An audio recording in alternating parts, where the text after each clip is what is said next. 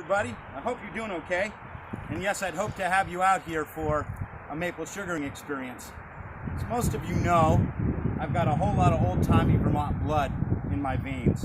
And this is certainly an example of that reverence for that tradition. This is my small homestead sugar house. It's very tiny. In fact, it's made out of materials that were from a chicken house that was torn down and given to me.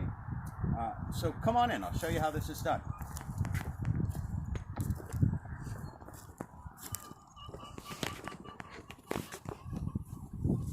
The sugar house itself is extremely primitive.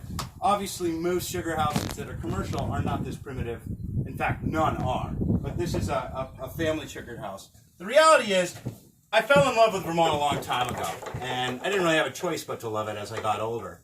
And as you love a landscape and begin to love its people, you recognize that assimilating to that culture and finding ways in which to coexist within that culture, as well as limit your impact to the largest possible capacity, is a part of your role as a sentient human being.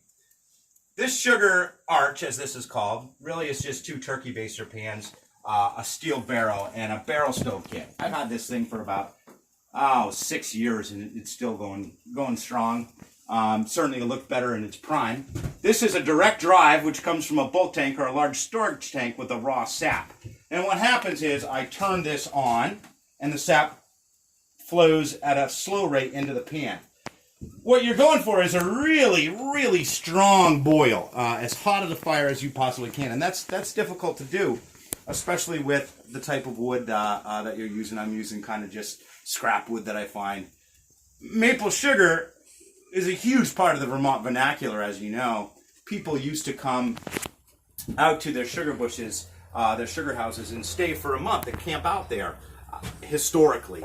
And today that isn't really the case, but there's a lot of hobby sugar makers like me, and certainly large commercial makers. It's a really good way to prepare for the spring and what comes in the summer. It's a time to hang out with your family and friends and tell stories, have a few libations.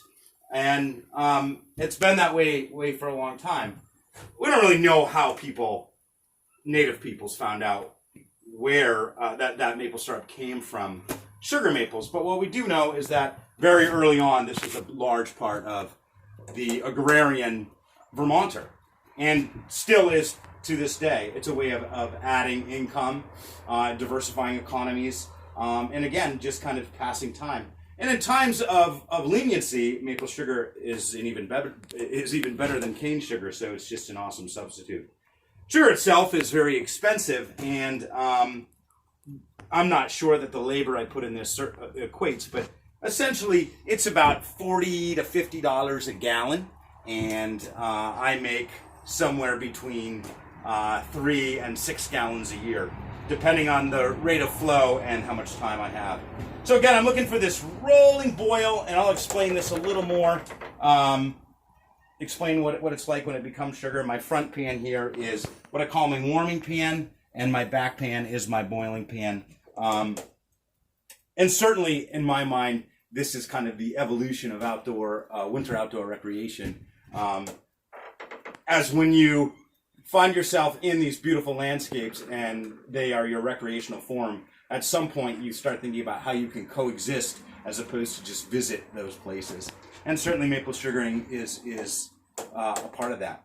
So without further ado, I certainly wish you were here to do this with me, and I'm sure I'm missing a lot. But without further ado, let's go check out how the maple sap comes out of the trees.